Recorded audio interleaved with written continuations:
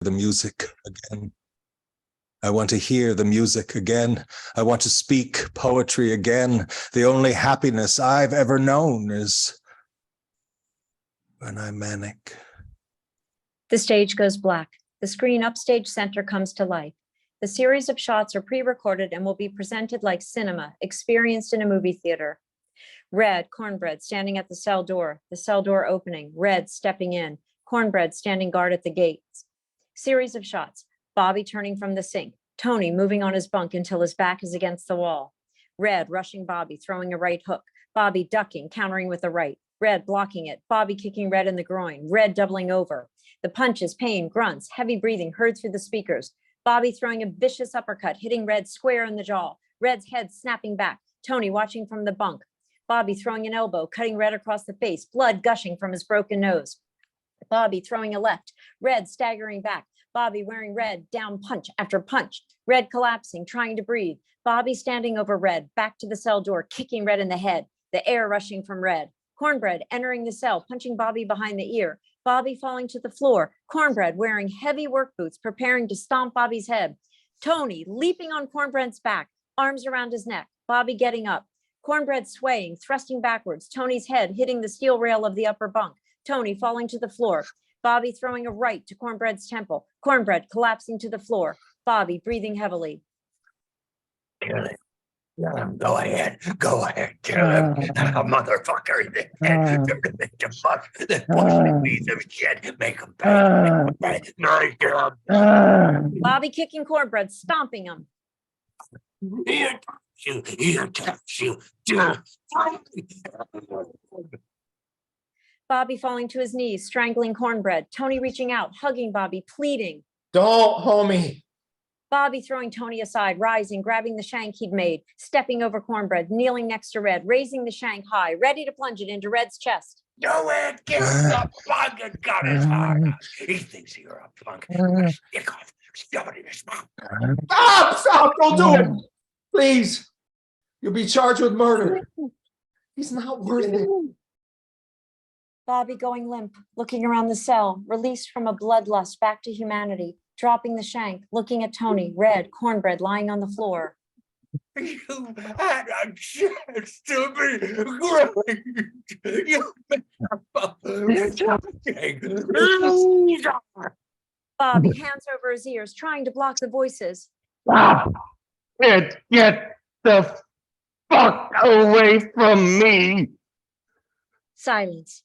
The regular sounds of the prison return, heard through the speakers. Bobby shaking, turning to Tony.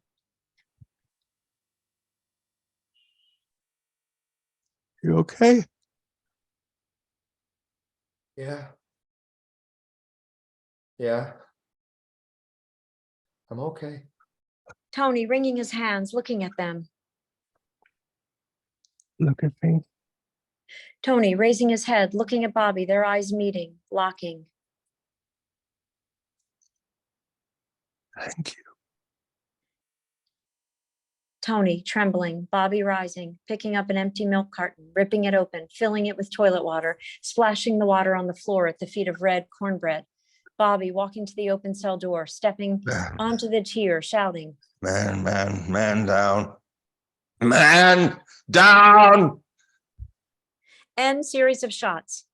The screen goes black. The stage darkens until nothing can be seen. Lights out. Scene 3. The hole, solitary confinement. The stage is completely dark. The screen, stage left, right, flare, white light, strobe lights flash, staccato pulse of light, shadow and disorientation. In front of the screen, stage right, Tony, a shadow performing the pain he's experiencing through movements, dance, psychological gestures. In front of the screen, stage left, Bobby doing the same. The lights, monitor, extinguishing stage left completely. The monitor, stage right, continuing to burn. Tony continuing with his anguish movements, collapsing on the concrete slab, which serves as a bunk, solitary confinement. Siren sounding throughout the theater, then stopping, followed by silence. The monitor, stage right, going dark, the spotlight on Tony. I want you to testify that you saw Robert Stracony attempt to murder 2 men, Mauro. You do this, I'll make sure you receive all the treatments you need and full canteen privileges. Please stop. Tony speaking fourth wall. Please stop, Officer Landon. Please stop. They slipped. The floor was wet because the toilets backed up and they slipped. Mhm. Red hit his head. Cornbread slipped, hit his head on the bunk, and he broke Red's nose when he fell. Like I've been telling you. You're going to rot alone in that cell. Nobody will know what happened to you. Nobody will remember you. I'll make sure you die alone like a fucking leper. The monitor, spotlight is extinguishing stage right. Monitor begins burning again, stage left. Bobby, interpreting his disorientation, confusion, and fear with movement. Stracony, I know what happened in there. Your cellie gave you up. The monitor going black, the spotlight on Bobby. Fuck you, Landon. You're lying. Admit you assaulted those men, I'll go easy on you. Now you listen to me. I know that you let them into the cell. I know who you are. My attorney hired private detectives. I know you're a white supremacist. The man who really runs this yard. Red? He's just your front. We have pictures. We have documents. We have testimony. My attorney's ready to file paperwork on you, motherfucker. The only person who can keep this shithouse from falling down on you is me. Do you understand that? It's me. You listen to me, or I will have my attorney fuck you up. You understand me? You listening? Go ahead. You treat me well, and we're good. You fuck me, and you're done. Why should I believe you? Willing to risk everything to find out? Yeah. You will release me and my cellie from the hole right now. You will back off and leave us alone. If anything happens to me or my cellie, my lawyer will go to the FBI, the warden, the courts with the evidence that he has. Is that clear? Now open the cell door, motherfucker. The sound of a cell door opening through the speakers. Bobby miming stepping out of the hole. The lights extinguishing stage left. Rising stage right on Tony lying on the concrete slab. The lighting stable, subdued. Rise and shine, beautiful. Time for you to go back to your cell. Tony springing to his feet. The sound of a cell door opening. Tony miming stepping out of the hole. Lights out. Time for a break. End of Act 1. Great job, actors.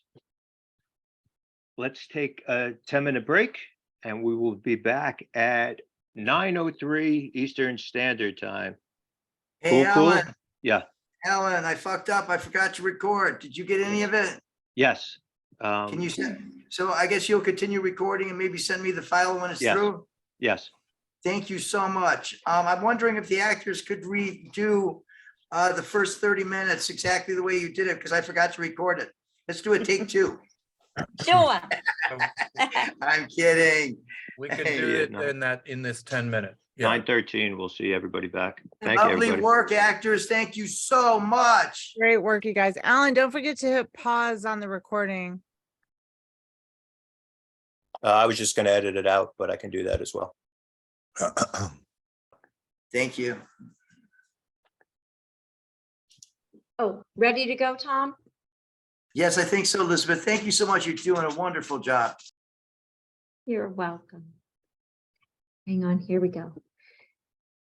Scene 4. The stage bathed in shadows, the lighting subdued in the cell. Bobby, Tony standing at the cell door opening, Bobby, Tony entering, Tony collapsing on his bunk, Bobby sitting on the toilet. Man, homie, I never thought it would feel so good to lay down on a prison mattress. Home sweet home, huh? Homie, I'm not feeling so good. It's been a tough couple days. I think I'm gonna get some shut-eye. Tony closing his eyes, Bobby gazing through the cell door bars at an image of Corda Madera on the monitor stage right, then looking down, falling to his knees, whispering. Help me. Please. Help me. Show me you care. Oh, Bobby, can't you see that I've sent you help? I've given you another little brother. Bobby looking at Tony rolling over on his back, snoring, reaching down, scratching his balls, Bobby grimacing. But the little fuck has AIDS. He could kill me. Death is what you've been after your whole life. You've been living a slow suicide. You can die an honorable man doing something kind, or you could die a small, sour, petty man. Your choice. Bobby seeing Tony's blanket on the floor, hesitating, walking past it, looking at himself in the steel plate mirror, turning, picking up the blanket, covering Tony, climbing up into his bunk, lying down. Lights out. Act 3, Scene 1. The stage is set up as it was for Act 1 and Act 2. The focus will be on the love that develops between a man with a healthy mind, broken body, and a man with a healthy body, broken mind. Tony is showing the symptoms of advanced AIDS. The stage is dark, the cell illuminated, shadows in the corners, Tony lying on his back, Bobby sitting on the toilet, eyes blank, Tony coughing, shivering. I think I'm dying, Holmes. God hasn't been by to see me even once. I was hoping he'd stop by to hold me, to rock me, and to sing me sweet lullabies into my heart. I think he's ignoring me, Holmes. Maybe people like me are never going to know what it's like to be cradled by our Creator.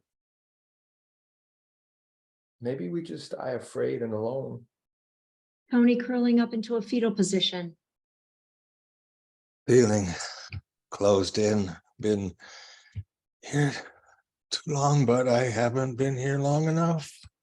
Bobby pulling the shank from under his mattress, cutting his wrist, watching the blood trickling down his arm. Fuck. Bobby rushing to the cell door. The lights in the cell go dark. The screen, stage right, coming to life in a tight pre-recorded close-up of Bobby's face. Bobby speaking through the close-up, his voice heard through the speakers. This cell is diseased. AIDS.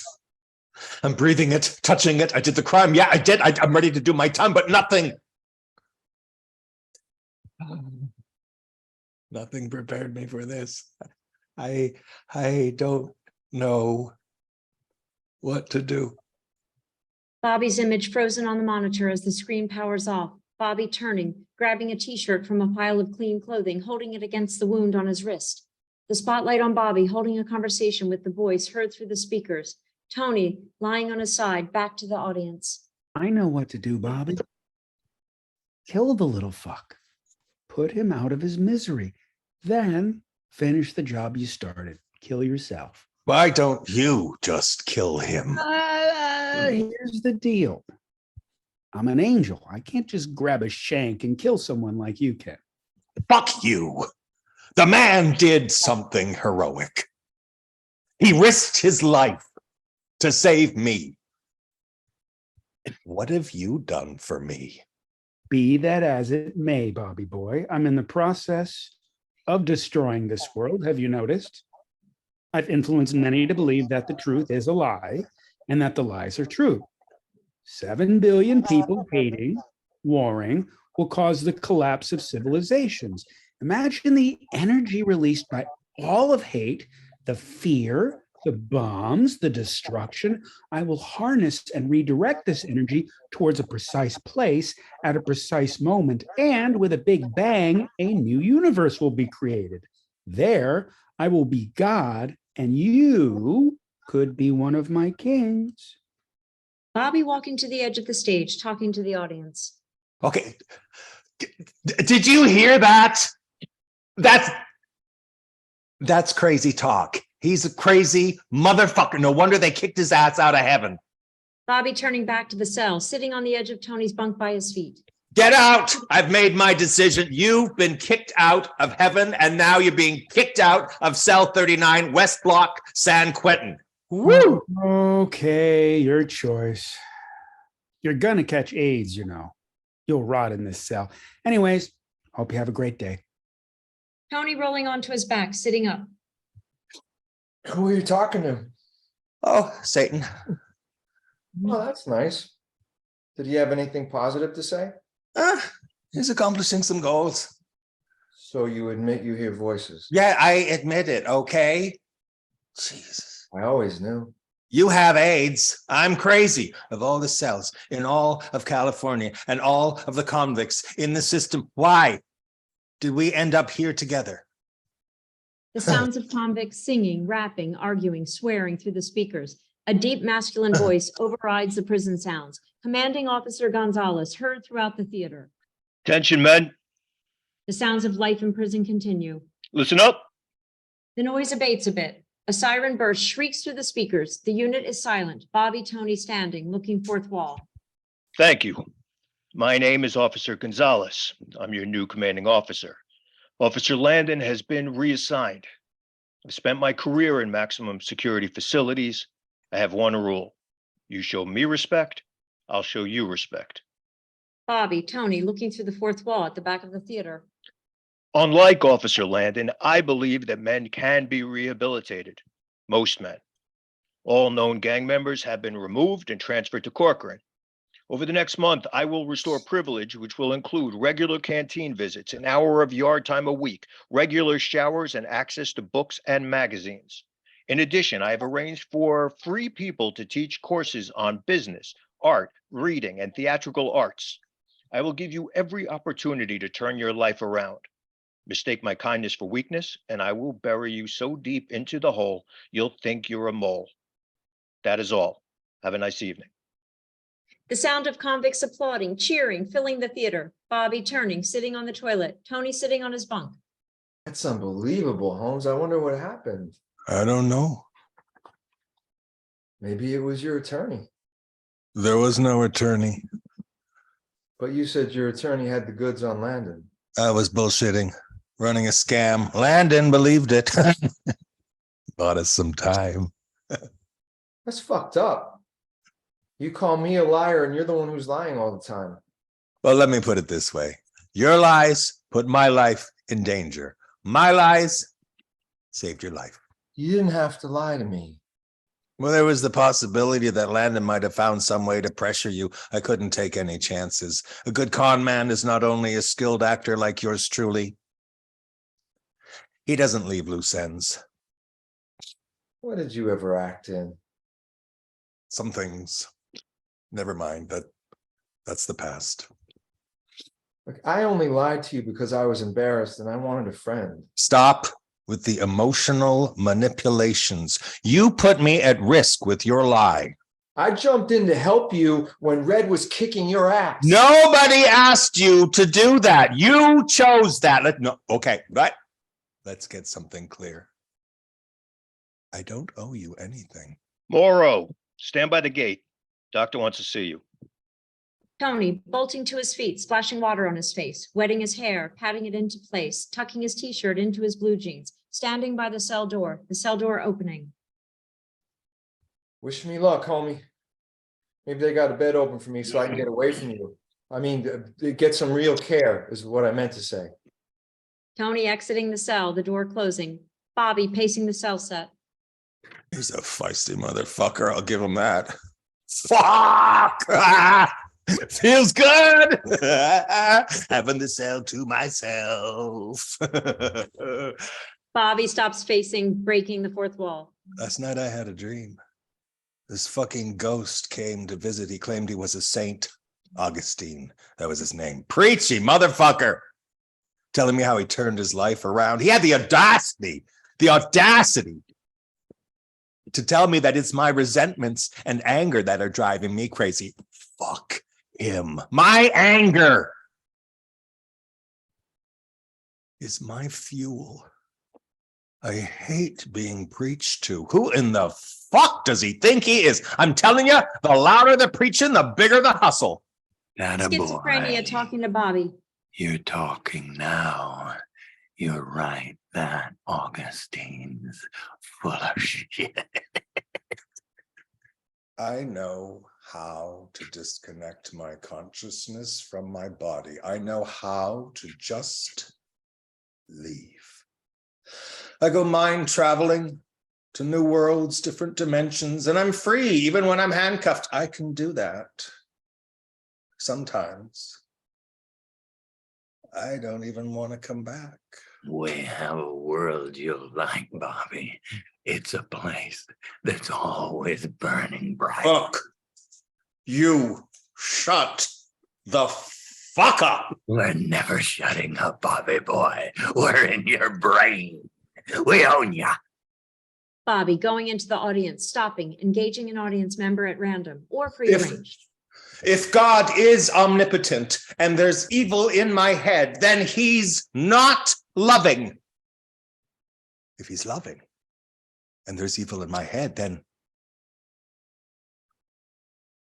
he's not omnipotent. Get what I'm saying? See what I mean? Bobby not waiting for an answer, continuing up the aisle, hesitating, ranting at the rafters. Show yourself, oh great God, you sucking weasel. Help me. I'm your child. Heal me, you motherfucker. We know the truth. You're a worthless piece of shit. We hate you. God hates you. Your mom hates you. She wished you were never born. Your dad hated you.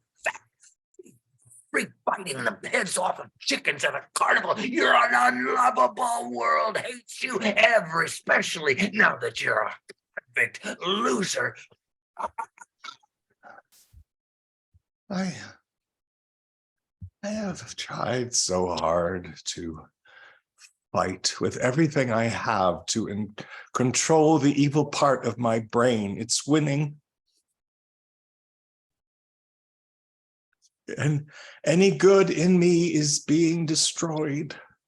Bobby rushing to the stage, hopping onto the stage. I know what to do. I know what to do. I know what to do. I know what to do. I know what to do. Bobby reaching under his bunk, pulling the shank, a toothbrush with a razor blade fixed to the end where the brushes used to be, sitting on the floor, facing fourth wall. I know how to get rid of the voices. This is how you get rid of the voices. Bobby cutting, scraping at the top of his head, blood gushing from the wound, trickling down his head into his face. The evil part out of my brain. The fucking voices. Tony arriving at the cell door, carrying a paper bag, seeing what Bobby is doing. Tommy, what are you doing? Please, stop it. Bobby continuing to cut, scrape at his skull, Tony agitated, shaking cell door. Just get to my brain guts, the part where the voice is. Sam, open the cell door now, please. The cell door opening, Tony rushing towards Bobby, kneeling, Bobby swinging the shank, Tony cutting Tony on the wrist, Tony tackling the arm, pinning it against his body, Bobby struggling to free it, Tony holding the arm tight like riding a bull. Calm down, Holmes. Everything's okay. You're safe. You're safe here. I'm here. I'm here with you. Bobby going limp, sobbing, blood smeared on Bobby, Tony taking the shank from Bobby's hand, throwing it aside, removing a pillow from his bunk, placing it on the floor, helping Bobby to lie down. The top of Bobby's head facing stage right, his body aligned with the edge of the stage, Tony going to the cell door. Uncle Fester? Hey, what's going on over there, Tony? Sully's been acting all crazy and shit, talking to himself, saying weird shit. I think he's really gone now. Do you have any psych meds? Got a couple of sleeping pills. Can I have them? What you got for me? I got some Slim Jim. Okay, 2 Slim Jims per pill. Deal? Deal. Two small packets dropping off the cell floor. Tony reaching for the packets of pills. Bobby lying on his back. Bobby's dialogue should be read fast without punctuation. Predators prey while I pray like there's a god energy. Eaters coming for you. Oh, apocalypse and time war, so much evil. Tony filling the styrofoam cup with water, placing it on the floor, removing the pillow from under Bobby's head, sitting, placing Bobby's head on his lap, ripping open the packet, removing the pills. Open your mouth, homie. Take these. They'll make you feel better. They'll stop the thoughts. Men cutting, slicing, hacking each other. Blood-sick battlefield guns firing, tanks rolling, jets strafing, the explosions, the end, it's the end, it's the end. It's Tony hugging Bobby, rocking his arms tight around Bobby. Homie, no. No tanks. No guns, no demons. Just me. You and me. We're safe here. You take these. Take these. Tony opening Bobby's mouth, placing pills on his tongue, Bobby drinking the water, swallowing. my mind floating free from my body. Demon with yellow eyes running towards me. Oh, he has blood-stained teeth. Nobody's coming for you, Holmes. We're okay. Tony reaching for the paper bag, removing gauze, placing a piece of gauze on the wound on top of Bobby's head. It falls away. Tony reaching for it, the cut on his arm, his blood slides across the wound on Bobby's head, mixing with Bobby's blood. Tony placing the gauze on Bobby's head, holding it, rocking Bobby like a baby, humming. Bobby calming down, the sleeping pills taking effect. A horse with big, bulging eyes gallops toward me. It has a saddle, but no rider. Bobby's eyes closing. Which one will get to me first? Demon or the horse?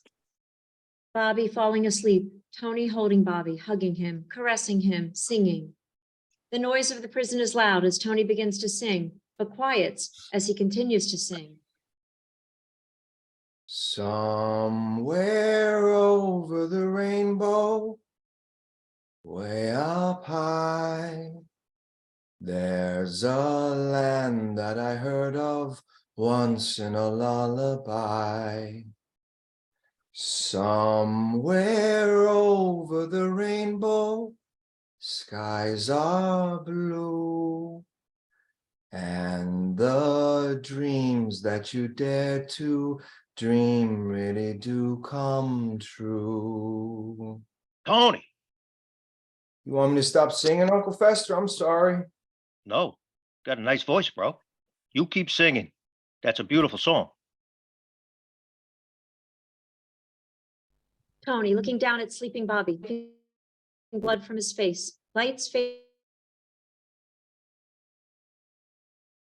to black slowly as Tony continues Star singing. and wake up where the clouds are far behind me, where troubles melt like lemon drops away above the chimney tops. That's where you'll find me. Lights out. Tony singing the final verse, his voice heard through the speakers in a blacked out theater. Somewhere over the rainbow, bluebirds fly. Birds fly over the rainbow. Why then, oh, why can't I? If happy little bluebirds fly beyond the rainbow, why, oh, why can't I? Scene 2. It's Roy Orbison night at San Quentin, country singing in dreams.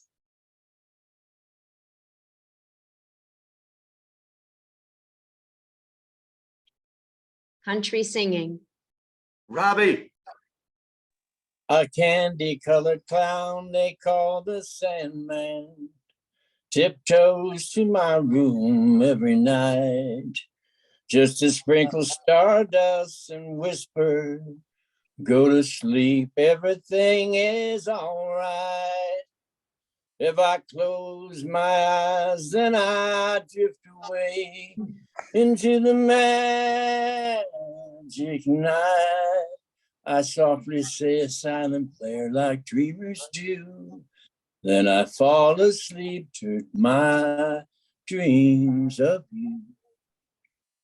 Country's voice dissolving into silence. The night lights of Corte Madera glisten on screen, stage right. Armed guards talking screen upper center stage, a guard walking the tier, checking cells, stage left. Bobby sleeping on his mattress on the floor. The cell has been cleaned. Tony breaking fourth wall, addressing the audience. If you think about it, we're all doing time. Whether you're in Paris or San Quentin, you're doing time. Some people know how to do time nice and easy. Some people are always doing hard time. Homie's doing hard time. I'm running out of time. I'm scared nobody will remember me. I hope somebody remembers me. Tony turning from the audience, kneeling behind Bobby. Facing fourth wall, checking Bobby's head wound, changing the bandage. Looks like I got to you just in time, homie. I don't know what you were thinking. Tony sitting cross-legged, facing fourth wall, watching Bobby breathing. Where are you right now?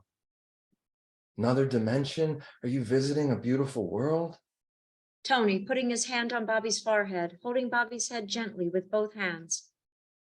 Are you someplace where it's light and bright and beautiful? Are you standing in a field full of dandelions watching butterflies? Do you feel young and innocent and free, Holmes? I hope so. Tony getting up, sitting on the edge of his bunk. The lights go down in the cell. Tony in the dark. The spotlight on Bobby, suddenly sitting up straight as a rod, looking around the cell, looking at Tony, looking into the audience, walking to the toilet, urinating, walking back to the mattress, lying down, falling asleep. Tony rising from his bunk, walking to the edge of the stage, breaking fourth wall. Homeboy's gonna have a headache. On screen stage right, pictures of a healthy man. Screen stage left, picture of the man with AIDS.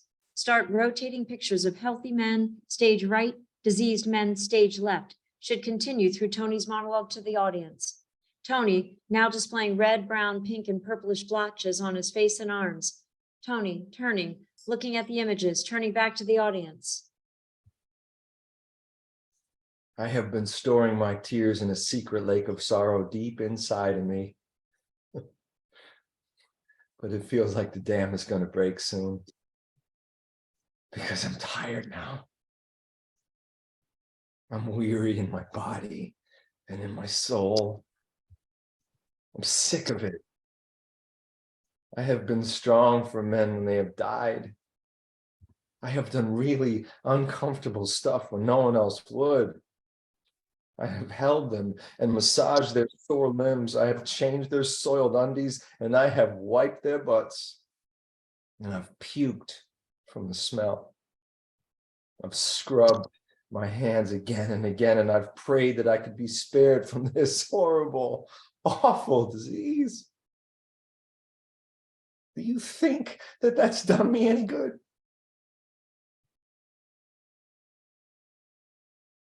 Do you think God appreciates my efforts? I got the disease. I have sores in my mouth. Tony examining his arms. I got bruises on my arms. That's what I got for caring for those sick men. I'm scared. Nobody's going to be there for me.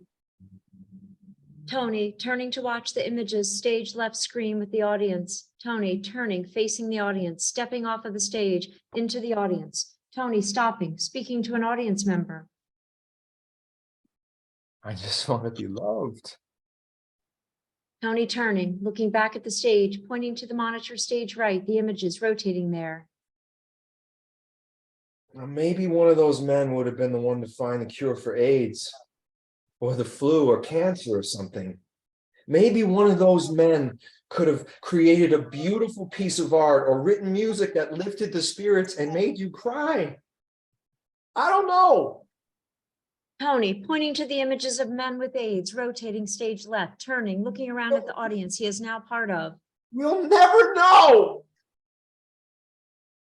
Because they died too soon. It's not fair. But this horrible, terrible disease is killing my friends and me. Tony walking back to the stage, climbing up onto it with difficulty, walking over to Bobby, sleeping on his side, standing over him, kicking Bobby in the fanny, but not hard. Bobby stirring, but not awakening. How you like me now, you stupid fuck, homeboy? Tony kicking Bobby in the fanny again. So angry. Stop being mean to me, you dumb breeder. How come you can't look at me without thinking about what I do for sex? It's so important. Tony kneeling down next to Bobby, reaching for his head with both hands, placing one hand on Bobby's throat, the other under his neck. I'm sorry, homie. Tony's hand under Bobby's neck, sliding up under Bobby's head, lifting it. The hand over the throat, sliding around, cradling Bobby's head. Tony's right hand pulling the pillow under Bobby's head. Oh, I hope I didn't hurt you. I just feel so mad. Tony getting up, walking to his bunk, pulling another picture from his folder. Monitor, stage right, displays a grainy black and white picture of the same man seen earlier in the play on a monitor, but now standing next to a 1975 Chevrolet Camaro. I wish you would have protected me, Dad.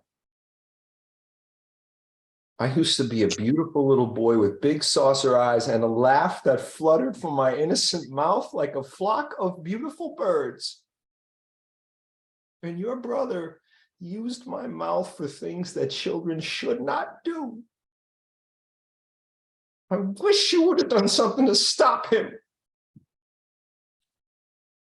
I wish you would have believed me instead of him. Tony standing, walking, stopping in the center of the cell. As Tony delivers the following lines, the lights go out, only a spotlight on him, narrowing, a tight cone around him, waning. How did the world that seems so big and full of wonder shrink so small around me? The spotlight continues to dimming to darkness. Lights out. Scene 3. The monitor stage displays morning, Porta Madera. The lighting in the cell should approximate morning hues. Bobby, Tony sitting on Tony's bunk. Bobby staring straight ahead, eyes blank, a tray sitting on his lap. Oatmeal, 2 packets of sugar, cup of coffee. Eat your breakfast, homie. It's delicious. I like to imagine I'm eating breakfast on Union Street with fancy people. How about you? Do you ever imagine you're somewhere nice when you eat your grub? Bobby not responding. Tony between bites. How's your butt? You notice any soreness? I mean, not that I'm interested or anything, just curious. Bobby shaking lightly, eyes unblinking. Oh, shit. What's going on? Tony putting his tray aside, examining Bobby's head wound. It stopped bleeding. It doesn't look like there's an infection. Tony taking the spoon from Bobby's tray, digging out some oatmeal, holding the spoon to Bobby's mouth. Open wide. Bobby dropping his head. Well, maybe you like it with sugar. Silly me. Tony mixing in some sugar, holding the spoon to Bobby's mouth. Bobby looking up, tears in his eyes, pushing the spoon away. Don't be sad, homeboy. I cut myself sometimes. Did you know that? Men do stuff like that and other stuff too that we never talk about. Sometimes I need to see my blood to know I'm really alive.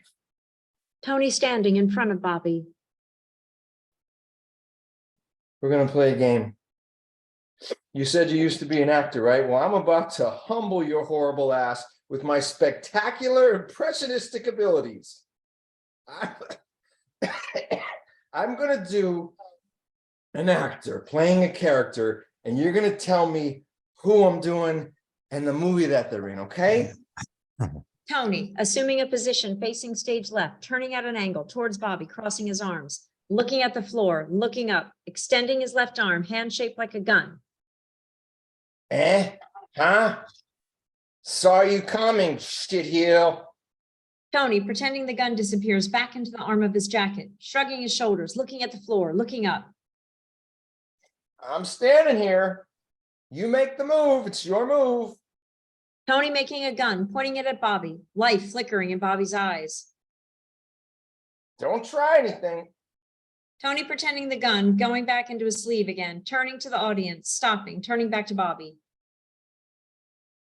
You talking to me? You talking to me? I mean, who the hell else are you talking to? Well, I'm the only one here. Tony, delighted with himself. Who was he, homie? Who was I impersonating? Bobby, That was an impersonation. It was just you saying the lines. It was terrible. Oh, yeah? Well, who in the fuck do you think you're talking to? You dumb fucker. That's De Niro. My mom was Miss America. That was awful. I only know it's De Niro because I love the movie, not because he did a good impersonation. Hey, that's not nice, Holmes. I'm famous for my impersonations, okay? Who's this? Tony scrunches up his face, juts his jaws, narrows his eyes. I could have had class. I could have been a contender. I could have been somebody instead of a bum, which is what I am. Let's face it. Oh, God, please. Stop. You don't have any talent. Oh, yeah? Okay, well, fuck you. Because I'm going to drop my world famous bestest impersonation on you. And I know it's a good one because I'm gay and only gays can do this one justice. Tony falling to the floor on his back, looking up at Bobby, haunted eyes, extending his arm. I have always depended on the kindness of strangers. Oh, oh my God. There's no different than your De Niro and Brando. Still just you and there's no impersonation. Nothing. Not just different lines and pretending you're a woman, which, oh, you are pretty bad at.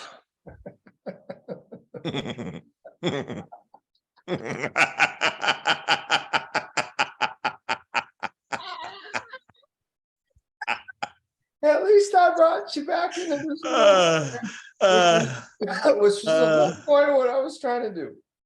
Bobby, Tony sitting on Tony's bunk, staring fourth wall in silence for several beats.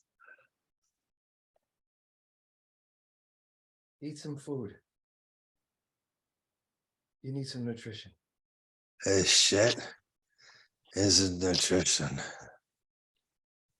Well, I put some sugar in it. That'll give you some energy. Bobby picking up the tray, spooning some oatmeal into his mouth. Do you remember getting up last night? You sat up like you saw a ghost. No, I don't remember that. I remember a dream. Bobby eating more oatmeal. What happened in the dream? I was in a, I don't know.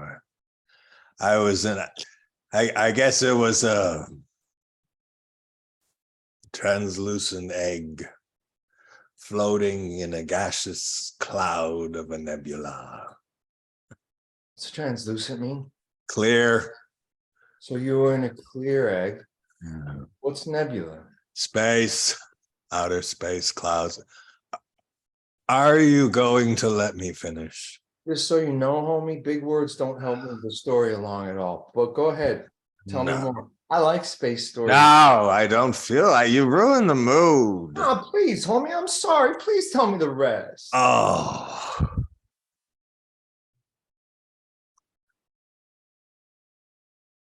Through the walls of the egg, I could see lightning flashing through red, blue, black dust particles. Inside the egg was bright white, and it was very still in the egg, even though it was storming outside. I felt a presence. I knew who it was, and I started cursing it, yelling at it, telling it how much I hated what it had done to my family, to me. I called it the worst names I could think of, and I told it to fuck off. I'm sorry, but that wasn't too smart, Holmes. I don't think. The egg began to fill with love. It was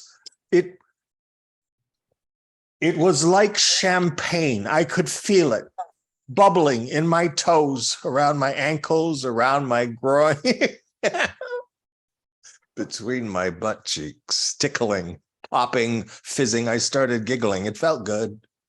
Soon I was submerged in love. I felt so calm.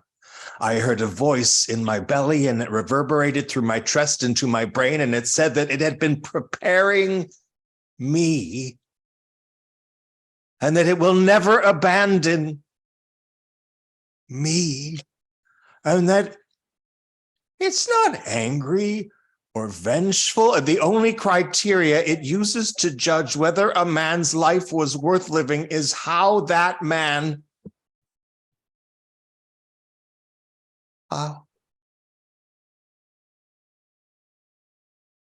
that man treated his fellow man.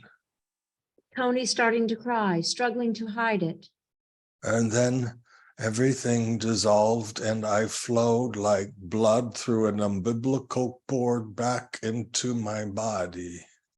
These next few beats are where the bond between Bobby and Tony becomes fully realized. Bobby, looking at Tony. Oh, damn. Ain't that a bitch? Oh, it looks like you are literally my fellow man. Tony fighting back tears. You talking to me? Hey, are you crying? No, I'm not crying. Are you? Oh, Are you crying? Bobby looking away, fist to mouth, squinting his eyes. hell no, men don't cry. You are though. You are crying. No, sir, not me. I haven't cried in years, but I do actually feel sad for you, though. What? Why? Sad for me? I don't know if you know this, Holmes, but most people get a big production with angels, beautiful music, little chubby kids with tiny white wings playing ukuleles, the Rockettes dancing up a storm. You got a bare minimum. I mean, I think you might be kind of borderline with God, Holmes. Now, I'd be careful from now on if I were you. Fuck you. Fuck. I don't like big productions. It was perfect. You don't like the Rockettes? Jesus loves the Rockettes. They're his favorite dancers. That's why they only perform during the Christmas holidays. He shares them with us as a favor because they make people happy. Sheesh. You need to learn more about religion, homie. Tony kneeling, pulling a small box with a vial of pills, opening one of the vials, shaking a few into his hand, washing them down with cold coffee. I'm gonna lay down for a minute, homie. I'm tired. You're a very stressful person to live with, if you don't mind my saying so. Bobby getting up, moving to the toilet. Don't forget to keep your bandage clean. There's more in that bag on the floor. Tony climbing into his bunk, rolling over to his side, back to the audience. The lights dim. Bobby speaking to the audience. Jesus' favorite dancers. Where does he come up with this shit? I'll say this though.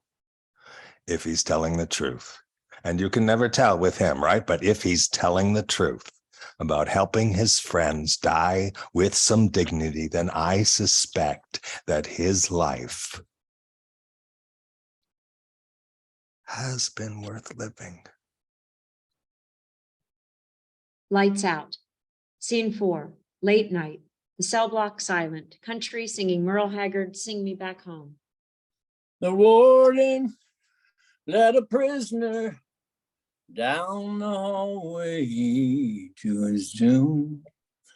I stood up to say goodbye like all the rest, and I heard him tell the warden just before he reached my cell, let my guitar playing friend do my request. So let him sing me back home with a song I used to hear. Make my old memories come alive. Take away, and why don't you turn back them tears? Sing me back home before I die. Country's voice fading. Monitor, stage right. Corte Madera night. Lights reflected on the bay. The sky clear, the moon full. Bobby standing at the cell door, looking at the monitor, turning, walking to the edge of the stage, breaking fourth wall, talking to the audience. He's dying. The lights go out. Spotlight on Tony in his bunk, lying on his back, covers pulled up to his neck. The spotlight on Tony dimming, the spotlight on Bobby. I lost my truth. I lost my fucking truth. Bobby dropping his head. My only hope is to find it again, whatever it is, whatever it looks like. Tony crying out. Bobby lifting his head. No. I'm sorry.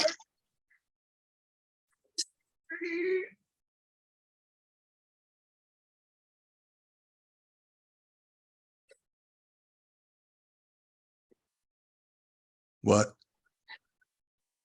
What? Oh, fuck, did you shit yourself? I tried to hold it in. I couldn't get up and slipped out. Oh, Bobby to the audience. taking care of your fellow man means changing his diaper, wiping his fucking ass. Fuck, fuck, fuck, fuck this. Oh. The monitors flashing black, white, staccato, Bobby pacing the cell, grabbing the bars, trying to rip them from the wall, turning, walking towards Tony, kneeling by the bunk. The monitors shut off, the stage lights shine on Bobby, Tony. The rest of the cell is in shadows. Tony crying with shame. Don't cry, men, don't cry. Right, hold on. The following is left to the discretion of the director. The scene can be played graphically with full nudity, which could include showing one actor cleaning the private areas of another actor, or the scene could be played with Bobby blocking the view of the entire audience. Bobby reaching into the paper bag left by the nurse, putting on latex gloves, pulling a diaper from the bag, going to Tony, removing Tony's soiled boxers, gagging, coughing, choking, dropping the crap-filled boxers on the cell floor, running to the toilet, dry heaving, going back to Tony.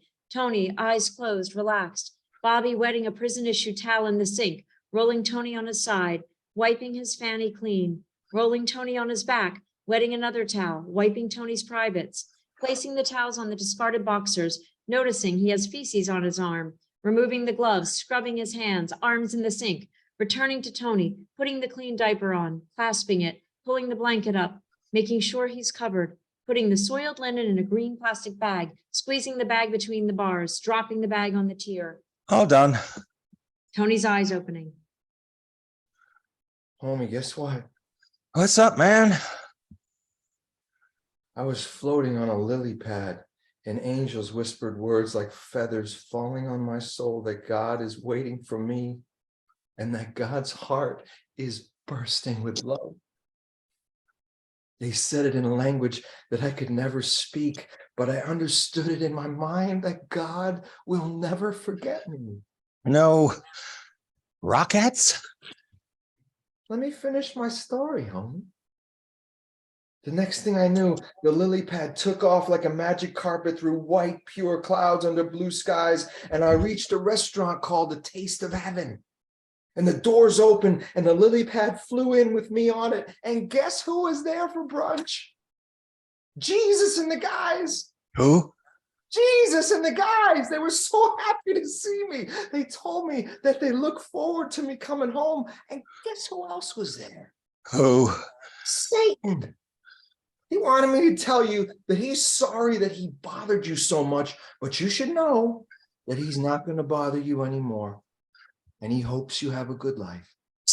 Satan and Jesus were eating brunch together? Huh? There's a couple of handsome, muscular guys with big wings wearing leather biker caps. And one of them winked at me. Like he knew a secret that he knew that I knew, and I do know the secret. The secret is that there are gay people in heaven. What? What? Bobby cracking Yo, up. no, you're fucking with me, aren't you? Tony coughing, groaning, leaning back on his Maybe a little sometimes every now Uh, and then, homie. Maybe. I know. I like to make you smile. I'm sorry, I was so tough on you. It's time for me to go, homie. No, not yet. Tony. Okay. Okay. Call me by my name. Thank you, Bobby. Let me get the nurse. No. I'm ready now. What can I do for you? Hold my hand. Bobby hesitating, then taking Tony's hand. Will you do me a favor, Bobby? What? What's that? Tony coughing, a death rattle. You remember that I'm glad you're the last person I knew before I died, okay? Bobby breaking down in tears. You're crying, Bobby. Oh no. I told you I'm not a crier. Fuck that. Fuck that. You're crying, homie. It's okay for men to cry. Oh. You hear the lullabies? No. They're beautiful, Bobby. Guess what I know? What do you know, Tony? That when you're sick and dying, there is a God who will hold you and rock you and sing sweet lullabies in your soul. And it will wrap you in a warm, calm womb. In the silence of that womb, you will know that you are always welcome back to God's home. And you will smile. I hope you keep smiling. I hope there's a smile on my face when I'm dead. If I'm smiling, you will know that the angels came to guide me home. Country, singing Hurt by Johnny Cash. Beneath the stains of time, the feelings disappear. You are someone else, and I am still right here. What have I become? My sweetest friend, Everyone I know goes away in the end. Bobby holding, hugging Tony. Don't go, Tony. Bobby, feeling the life leaving Tony's body, lays him gently back on the bunk. The monitor stage right comes to life with an image of Tony smiling. Lights out. Scene 5. The cell clean, orderly, both bunks made. A picture of Tony propped up on a pillow on the lower bunk. Bobby, hypomanic, a low-level manic episode. Bobby, scrubbing the steel frame of the bunks obsessively, vigorously. Bobby, walking to the sink, rinsing the rag, stopping, examining the wall located to the right of the sink, downstage. Bobby, rubbing out something, taking a pencil from his pocket, writing. The monitor stage displays Gödel's ontological proof.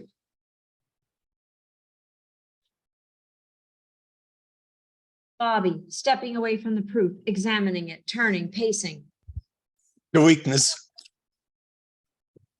is in the axioms. They haven't been tested, debated. There is no proof. The axioms are true. Why? How did you miss that? You must have known. Bobby, turning to the audience. Kurt Gödel is considered to be, along with Aristotle, one of the most significant logicians in history. Think about that. The only person in all of history they can compare him to is Aristotle. He believed that there are other worlds and that there are irrational beings of a different and higher kind. He argued that the world in which we live is not the only one in which we shall live or have lived. Bobby turning, pointing to the monitor, stage right. That's his proof that God must exist. Bobby pacing back, forth along the length of the cell, mania increasing, speaking more quickly. Theorem 3, that's the one, that's the key. If object X has the godlike property, then the godlike property is the essential property of the object X. This is the essential property of any godlike object. An essential property is a property that directly causes every other property in the object. So, being godlike forces that object to have every positive property and no negative property, or it's not God. This godlike object can have no other properties besides the ones that being godlike forces it to have. Bobby talking to the audience, rapid fire. All of God's attributes come directly from the fact that God is God. Why does God love well? Because it is God. Why is God the savior of the world? Because it is God. Why is God good? Because it is God. Bobby shouting to the back of the theater. If God is only positive attributes, then why is there so much pain and misery in the world? Why in the fuck is there so much hatred and war, you motherfucker? What kind of God allows that? Bobby pacing, stopping, turning, returning to the edge of the stage, smiling. Oh, fuck. Oh, damn. I get it. Wow. God is not doing anything to us. God is good. It set us free on a stage in a play it's producing, but it has no idea how the play is going to end because it's given us permission to improvise. God has gifted us with free will. The question then is, if it continues to allow us to make choices that are killing us rather than taking back free will from us and saving us,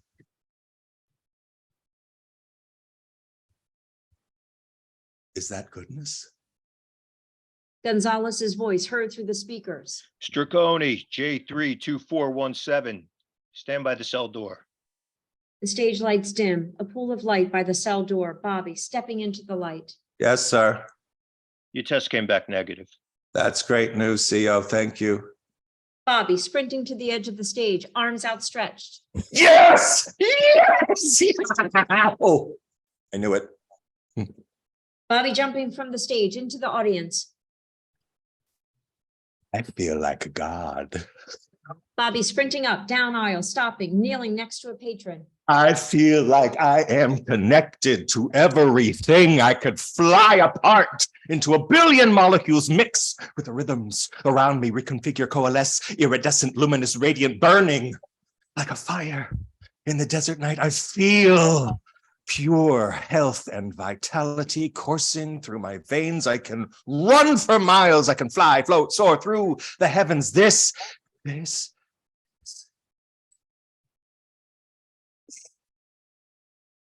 Bobby shivering, mania. shaking, rising, standing in the aisle, speaking to the audience. I am fucking manic right now. Oh, it's the most beautiful feeling. It's a state of complete well-being. I don't need to sleep. I can stay awake for days. I don't need to eat or rest because I am filling up with poetry, ideas, creativity, understanding the cosmos, burning in my eyes. Galaxies spinning around me, in me, rivers of energy moving, mixing, melting. I'm in this world and, oh, I'm not. Van Gogh wrote that he must see the high yellow, that he lived to see the vivid yellow. I see the high yellow. I feel a power that cannot be mimicked. And, oh, I want it all of the time. I am transcended. Time and space have bended. I touch the cheek of God. I kiss the lips of God. I am pulsating to the rhythm of 1,000 marching, chanting angels. A spotlight shining on Tony, standing in the middle of the stage. Homie, Oh, it's been like this since I was a kid. The grass went whoosh. The wind whispered to me through the trees. Stars like white, hot studs in a black garment burning so brightly above me. The world full of movement and energy, and bushes, rustles, flowers waved that brushed against me, leaving iridescent trails on my soul. I have arranged my life to trigger manic episodes as often as possible. Everything I have done has been in the hopes of experiencing mania again. Spotlight on Tony, standing center stage. homie, stop. Calm down. Come back. Come on. Bobby stopping, looking at the stage, seeing Tony standing there. Bobby sprinting to the stage, jumping onto the stage, moving to embrace Tony. The theater goes dark. When the spotlight shines again, Bobby hugging air, looking around the cell. Tony, where'd you go? The stage goes dark. The stage right monitor lights up with Tony looking at Bobby with a grin on his face. Here I am, homie. Bobby approaching the cell door, looking at the monitor. Are you fucking with me? Yep, Where are you? I'm in heaven, homie. No, it looks like you're in San Francisco. Well, heaven looks like whatever you want it to look like. I want it to look like the Castro district because it was my favorite, most comfortable place on earth. Yeah, okay, catch me up. What happened? Did you get the big, production with the Rockettes and Well, no Rockettes, but God did send those handsome angels from a taste of heaven to guide me home. And when we got to this beautiful field full of dandelions and butterflies and hummingbirds and green grass under blue skies, there was a picnic waiting for us. And we were just eating and talking and remembering the men we lost, when I got this real strong feeling that you're in trouble. So here I am. No, I'm not in trouble. What are you talking about? I feel great. But here's the thing, Bobby. Here's the reason I'm here. You got to calm down. They're never going to let you out unless you start to act as normal as you can, which admittedly is hard for you, but you got to try because you don't want to get locked in the psych ward. Maybe you should take some meds, homie. No, fuck that. No, I will not do that. They help people, homie. I have a sister. Her IQ broke the testing procedures at the University of Michigan. Take the top tests. They test out at 165. Her IQ blew past that. She struggles with the same things I struggle with. And she decided to follow the medical advice unquestioningly. So now she lives alone in a one-bedroom apartment, heavily medicated, sitting in a chair, chain smoking cigarettes, living off of disability. Monitor, stage left, displays a gaunt, middle-aged woman staring at the audience, smoking a cigarette. And she's considered a success story, Tony, because she doesn't hear voices anymore. Well, that's good, right, Bobby? You know what else she doesn't hear? Her thoughts. You want to know why she doesn't hear her thoughts? Because she can't think anymore. They turned a genius into a vegetable, and that's the choice they'll give me, Tony. Fuck them. I want to be free. There has got to be other ways. I will find a way to break free, or I'll die trying. If I can't get free, I'll stand in front of a train, jump from a building. I never cared if I lived or died most of the time anyways. Just so you know, homie, I don't think they're going to let you into heaven if you kill yourself. Bobby slowing, shoulders drooping. The mania is ending. To tell you the truth, Tony, manic depression, it takes a toll on me. I don't think I can go through many more cycles. I don't know. Soon I'll fall from these great heights through the skies and I'll hit the ground hard. I'll curl up in a fetal position and I will cry myself to sleep.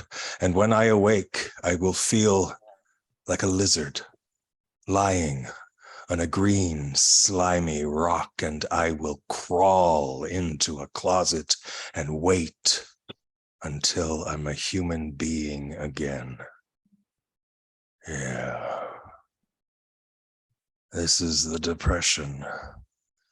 It always follows the mania, the price I pay. I can't do this much longer, Tony, but I'm going to do it my way if it's going to be done. Homie, I'm sorry you have to suffer so much. I'd like to stay with you, but I got to go. Heaven's a big place, so I have to go to an orientation. But I promise you that I will always be connected to you. And I will be loving you, caring about you, and protecting you even when you don't know it. You can count on that, okay? Thank you, Tony. One last thing between you and me off the record. Heaven's pretty boring, to be honest. I mean, don't get me wrong. I'm very happy to be spending eternity here. But most of these guys don't have very interesting stories at all. The guys in San Quentin got better stories, trust me. Bobby staring at the monitor, Tony looking back from the monitor. Thank you for being in my life, Tony. I love you, Bobby. I ain't going anywhere. We used to be cellmates. And now we're soulmates. The monitor goes dark. Bobby, sitting on the edge of the bunk, standing, walking, walks to the edge of the stage, breaking fourth wall. There are spirits in the mind that may never be tamed, mysteries that may never be solved. I've endured much of my life hoping somewhere a candle is still burning bright, even though I know in my heart forces are working to extinguish its light. Lights out. The end. Come on back, everybody. Give it up for the actors. Bobby says it. Oh, what a job. That the writers at the Actors Gym are very lucky to have the Wow. kind of actors here to bring their Oh, work to man. life. Unbelievable. Also, Elizabeth, great job with the stage direction. Yes. Oh, Yeah, you did, Liz. Thank you. And Absolutely. Robbie, great job with the songs. That was a treat. Okay, Tom, you tell us what you want to know. Do you just want to open it up for general comments, or do you have any specific questions for us? yeah, just open it up for comments if anybody wants to make any comments about it. Okay, how do we help this writer? Raise your digital hand if you have something that you want to comment on, what worked for you, what maybe didn't and should be looked at again, characters, dialogue, structure, arcs. Who has a comment? Rita is up first. Congratulations. It's going to be hard to be succinct, but I will really try. I just want to say, to see it come, I mean, congrats, like, wow. And you're always encouraging other people to finish. You're like, where did that piece go? And here, so good for you and so encouraging. Beautiful work. I wanted to say, I thought more than ever, you brought us into the world of San Quentin, the place itself, the spooky nights and I can see Marin County days. I love that. And you also brought us more inside their relationship, which was great. And I saw both sides of the relationship more than ever. And that was really wonderful. I was seeing it as a film. I was seeing it as a graphic novel. And then I had to come back and be like, well, it's perfect with theater because our imagination works so much. But just, I was seeing it every kind of way. And as an actor, it just excites all of that. I think what was so great was you led us into his mental illness, his state of mind more than ever. And I love that. And I think you could even do more of that because that's what's exciting and interesting. And that even sometimes when you watch something at the end, you're like, ooh, we could have seen some of that at the beginning. I thought, when you're saying the stuff about how being manic is everything, and how your sister, the success story, and I felt like some of that could be at the beginning, that we go on the journey with you at the beginning of I want a manic life, and then that we come full circle. I don't know how you would do that, but I would like to see some of that more in the beginning. And that you really, if you were to rewrite, not that you would need to, because I would pay a ticket for this, but if you did, I would say you could take us even more on that journey of what's going on in your mind, or what's going on in Bobby's mind, because that's this whole, and prison, and also finally, to me, the juxtaposition, that connection of prison and mental illness, but making that very theatrical and beautiful, great. So I don't know if any of that made sense, but loved it. Thank you. Cool. thank you, Thank Rita. you, Rita. That's a good note. Donnie is up next. Donnie, please. Oh man, I don't know if I can be of much help to you and just to praise your work, because you've been commenting on my work and I've heard you comment on other people's stuff, and I always love your comments, but I haven't known your work and I can't say that anymore. I think you've written a masterpiece here, man. I mean, I Kiss of a Spider Woman. I mean, I love your characters. I love your use of multimedia so much. And I think you just nail it. And I think because of the here's what I love so much about this piece. You have so much multimedia and so much going on, but your two main characters are so fucking grounded with their emotion and with each other. that we get to be in awe of everything that's happening around them with the multimedia stuff and all the other characters and the great songs and everything. But it's just those people, the love story is just an amazing core that grounds the piece. I absolutely love this play, man. Thank you. Cool, Thank you good so stuff. much, Donnie. I like your note better than Rita's. No, I'm kidding, Rita. I'm just joking. Next up is Michelle Draper. Hey, Tom. I am going to try and talk as succinctly as I can because I think I'm still kind of wrapping my head around everything, because what he just said about the use of everything, the characters, the multimedia, it's like, it's stunning and it's a lot to take in. I will say that I found myself most involved when their differences or judgments, opinions of each other came head to head in the moment between them. And there was one example of it, I think after Bobby, he's sleeping or he's just had the episode, and then there's this monologue, I believe that I'm so sorry, I'm forgetting their names. Anyway, not Bobby, the not Bobby character gives to the audience about Tony, thank you, about his father always hating him and how he's angry and all of this beautiful stuff. But I just wish that would have like come out in an actual scene between them. It's kind of stuff like that where it was coming to a head, and then by virtue of that overcoming it in whatever way that they do, then I actually feel the bond, kind of form between them. So for what it's worth, those were the moments I was most involved, is when I really felt them connecting both in their differences and then overcoming them in the moment. Cool. Great. Elizabeth, what say you?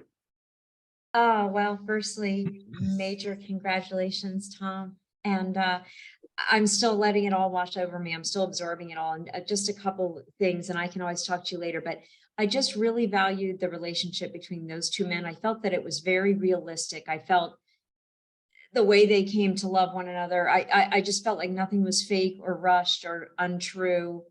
I really just loved watching the progression. And just another thing that struck me this time around, the new warden, the new guy, that just gave me hope. Oh, wow, there actually is a good person in the prison system who really cares and wants to help these people, as opposed to keep them down or hurt them. Like, so when the new sheriff came into town, so to speak, that I just thought, oh, that was such a hopeful moment. And I want to believe that's a true thing that can happen. And I know it is, but there's lots more, but I'll end right. Cool. Thank you, Elizabeth. now. Peter, please. Hey.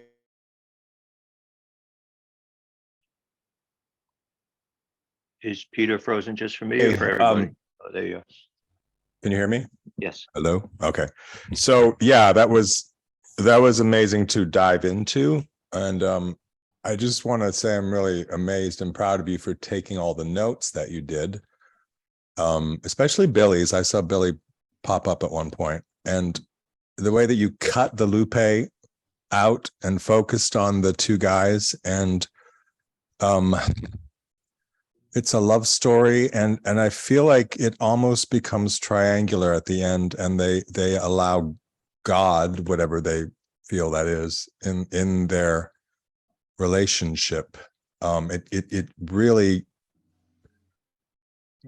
transcends to a spiritual thing in kind of an amazing way. So I know this is like a really personal story for you, and I think it's very commendable that you have taken that and let it have its own life let go of it personally in some ways, and let it speak on the page the way you have. So David, thank you. That was quite a trip. You did. I just loved the whole thing from the acting insider point of view. So thank you. You guys are awesome. Todd is up next. Todd, please.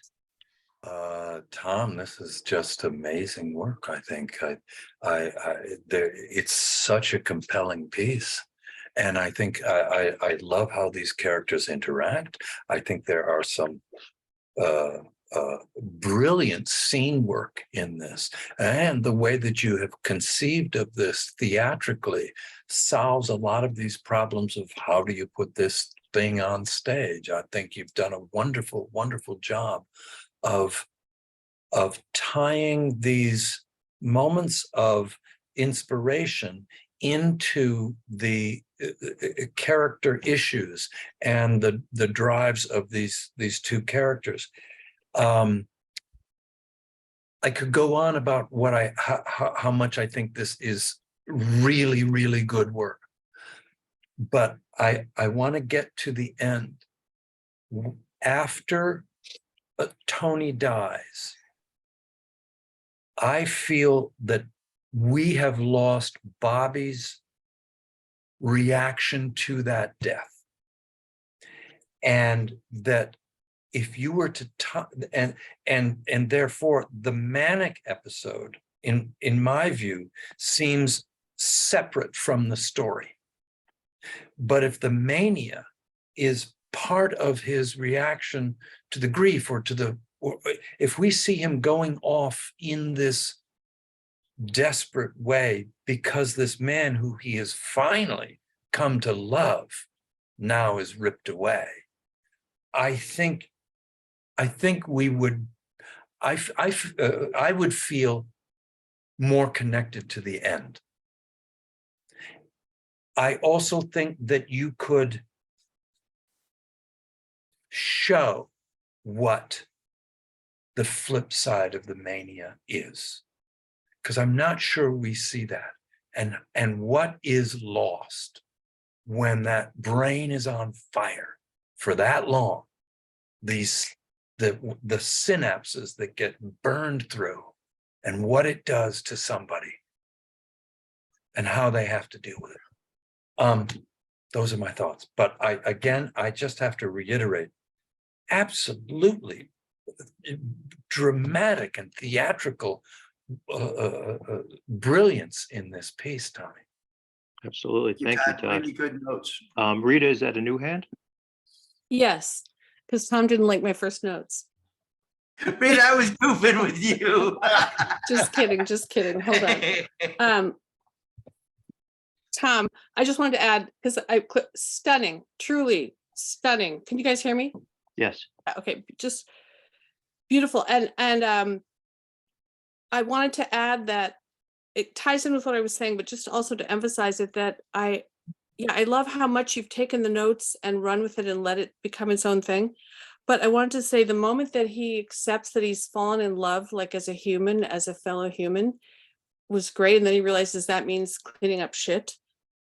That arc was great. But also what I was getting at, maybe with the interest in Bobby's sort of madness, also ties in with Tony's acceptance of him. I think we saw for the first time what he's, well, for me, what he has done as a friend, because in the past he introduced St. Augustine, he engaged him to feel sympathy, but this time we saw him having to accept Bobby more, or I know it's been there, but I really saw him being a friend to Bobby, being like, what were the voices saying? Like, are you back? I loved that. And I think that ties in with my other note, which is that we want to see, we're interested in what's going on with Bobby and later with Tony when he's hallucinating. But I loved that we saw that side of the friendship of what Tony really gave, how he made Bobby feel accepted. Anyway, I hope you liked that one. I like both of your notes. Peter, is that an old hand? No, that's old. I'm done. Sorry, I'm going Okay. to lower that. No problem. Robbie, please. Hey, Tom, Robbie. From watching this also coming in, I don't know how many years ago. And, like Peter said, it's personal, it's personal, has a lot of your history. And so the thing that I admired the most, without even getting into the play, is the fact that you said, I'm taking all this paint inside me and I'm throwing every fucking bit of it against the wall. And I got that feeling sometimes from the previous incarnations, but I really got it here. And I also feel that you did the same thing, deciding, you know what, I'm going to do this staging, which is intricate. And, you know, just hearing it being read seems overly complicated. But the fact that you're saying that you've gone all in with the theatrics, with the staging, with the screens, and just saying, this is it, I'm going to trust it. And then with the subject matter, you know, I just think it's just amazing that, you know, it takes a courage, you know, this is an act of courage for me. And I think, you know, through the story, I like Todd's note at the end. I think that does help me, you know, have more pathos from both characters towards the climax of the play. But I just want to congratulate you for going, you know, bum with both guns loaded. So Cool. congratulations. Thank you. Billy's having a hard time getting back on the Zoom. So until he does get on or another hand goes up, I'll give a couple of thoughts and then hopefully some more hands will come up. First of all, like everyone's saying, congratulations, you finished a full-length play, which is an amazing accomplishment. It's impossible to, in my mind, write and edit at the same time. So now you have a play written, and now you can go back and make whatever changes you want to make. I think the biggest victory is how well you know these characters. Like, you know what Tony and Bobby would order at a diner. You know what shows they would watch on TV. You obviously know them. They're very personal to you. My question is, I love the multimedia stuff, and I love breaking the fourth wall and interacting with the audience. So there were those few times that we heard an inner monologue. And I think so much of this play is going to be figured out with the director when you go into rehearsals and figure out how things are going to play on the screen. And I wonder if those inner monologues at some point will be breaking the fourth wall, talking to the audience rather than an actor reacting while we hear a half a page of dialogue in their voice. I just wonder if that's something you might consider at some point.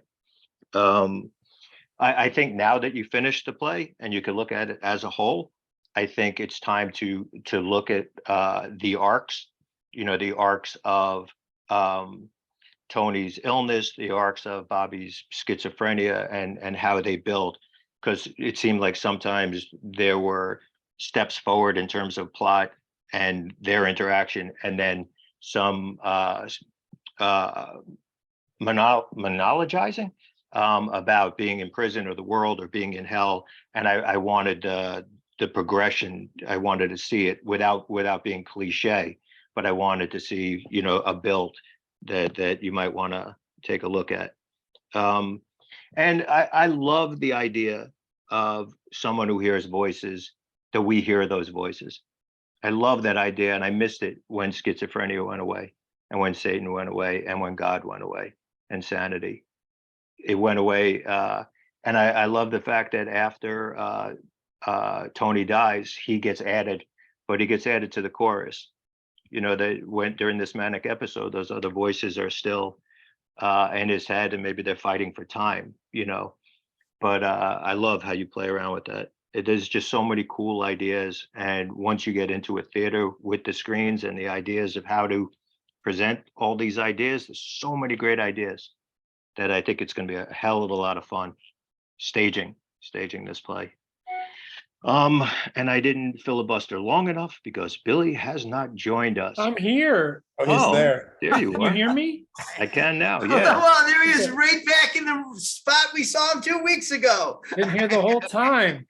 Well, then Catherine's been trying to join. Has she? Yeah, someone with you has been an imposter trying to get on every 5 minutes. I guess it's Catherine. It might be Catherine, or it could be a result of that unsecure Wi-Fi I was using in Paris. It could be. All right, that could be. You got hacked. Let me say thank you, Alan, so much for your detailed thoughts. Great notes. Thank you. Billy, and then ERIK PASSOJA. Billy, please. I was so impressed by this, Thomas. I from the opening moments, I was going to text you and just be like, this is going really well. It's so great. And it just keeps getting fuller and richer. And multiple times tonight, I thought to myself, well, he should just go into rehearsals with this, because this is like, you know, really, really ready to go. And I think you should consider directing it. You know, I don't think you've done all that work by accident. I don't think people put that much attention into the overall evening and how it's going to go if they don't desire to direct it. So I think you should consider it. Maybe at least for the first run of it. You know, why not? If, you know, particularly if it's a workshop, if you're just doing a workshop of it, why not direct it? But I thought this was wonderful. And Alan's right. I agree with both things Alan said, in that I don't think you can know these characters any better. I mean, you've got so much flesh here. And you know, I do think the only thing that if I had to give you a note or just maybe a next step, and you could do this during rehearsals, if you went into a workshop or a production right now, you could do this in your early rehearsals and your table work with the actors, and maybe it's better to do it with the actors, is carve out those arcs a little bit so that they're clearer. You know, all plays start. Look, if you don't go into a production or a workshop with more than you need, you're in trouble. You know, you want a lot, and this is a good amount to go in with. And I would be curious to see how much of this stays, what falls away, and why, once you get those arcs solid. Because I think that for you is gonna be the last step, is arcing out this journey for both men, and what they need from each other in the literal sense. Because I think it needs a dose of that too, or at least to keep that ball in the air as well. I remember former drafts, you know, having seemed to me more to do with Bobby's character trying to learn how to survive prison, you know, the literalness of it, and needing Tony, I'm doing that right? Tony's help. You know, Bobby's got a short stint, so he's got to survive it. He's just trying to get out clean. And he's going to need help in doing that. And what is the day-to-day of that? What is it like? I love it when those two men are at each other over territory, over toothbrushes, over, you know, that's the literal play. And how does that get seeded? How does territory get seeded between the two of them? How is it negotiated? And you're going to find gold there too. And you already have a lot of it, but I think you can find more. And that'll help with those arcs too. But man, oh man, is this good stuff, and it's necessary stuff. And it's, you know, I've said from the first days you brought this in, it's a really, really important play in an important time, and done in a way nobody's ever done it before. You know, it echoes the great plays of that time, but it's entirely different. So well done, man. Cool. Notes from a great playwright. Eric, I'll call on you just a second. I just had one thought that I forgot. Forgive me. Just to add on to what Michelle said, I love that idea of, you know, drama is conflict and conflict is drama. So Bobby talking about being attracted to the trans girl, if he actually voices that, or Tony sees him looking, you know, that's conflict. You know, how do you judge me when you're attracted, you know, to this guy in a dress? You know, there's more ways to have them butt heads over ideas. And that's one opportunity that if you take stuff out of voiceover and inner monologue and make them actually say these things out loud, will lead to conflict, I think, for what it's worth. Eric, please. Yeah, well, it would have been better if you spent any time writing this, Thomas, really. I mean, would you do this in a week? Man, you've been working on this for years. I want to congratulate you, first of all, on finishing it. And it's a very compelling story. And it feels like a story written by someone who's been on the inside, which is, you know, obvious. You know, I think, you know, what Billy was saying about carving out the arc is very astute and on it. And you might want to consider this. You may have done this already, Thomas, but you know how we do the buts and therefores. You may want to take a draft just for yourself where you cut out all the stuff. You cut out the Satan, you cut out everything, and you just have the two guys. And you figure out this happens and then that happens and then that happens because that happened. And then he said this and then how does he react, and get that real thing and then plug it back in, because all the voices and all the direction are wonderful. And as Billy said, you know, it hasn't been staged this way, but sometimes I feel like there are, you know, chunks of time when things are not moving forward. It's kind of a sort of a remembering or a statement of how I feel or how I am versus bumping it off the other person and having it bumped back. And someone mentioned Kiss of the Spider Woman. I've worked on that play, and it's a very clear arc, that particular one. Gay guy in prison, revolutionary comes in, and at the end, we know that the gay guy ends up doing something revolutionary and dying from it. And it's everything that led up to that and that transformation. And I think, you may want to go back and do some more buts and therefores to really lock it down. I think it's wonderful work though, Tom. And I didn't want to be there the entire time. Like, I did not want to be in that prison. I felt like that in some ways it was a redemption as a descent through hell. And if that's what you were working on, you succeeded in that. Thank you, Eric. Great notes. Very cool. So it's 10:45 in New York. I don't think we have time to do a piece and give notes on it. So next week, up first will be Todd, Donnie, Howie, and Billy will be on the list next week. What I would love to do with these last 15 minutes is hear from Billy, who last week did not want to give his short film in Paris, Akinahara, by speaking about it. Give him time now without jinxing it to tell us about the experience. It went really well. I'll say that. Okay, see you next week, everybody. Yeah. It went really well. I mean, I'm in love with Paris. I'm the whole time I was there, I'm Googling, how do I live in Paris? How hard is it to get a work visa for Paris? Retirement communities in Paris. Tell us who from the Actors Gym was involved. Anya produced it and starred in it. Okay. Amanda directed. Beautiful. Stephen Fadlin, I just met him for the first time. I know he's a pal of Chris's, and they work together. He's kind of like Actors Gym adjacent. He shot our music video. Yeah, and my lovely wife Catherine Watkins was in it. So. Beautiful. And did the crew speak English? Yeah, yes. The crew was amazing because they weren't French, but Anya has worked with this crew before, but they weren't. They're from New York. They were amazing.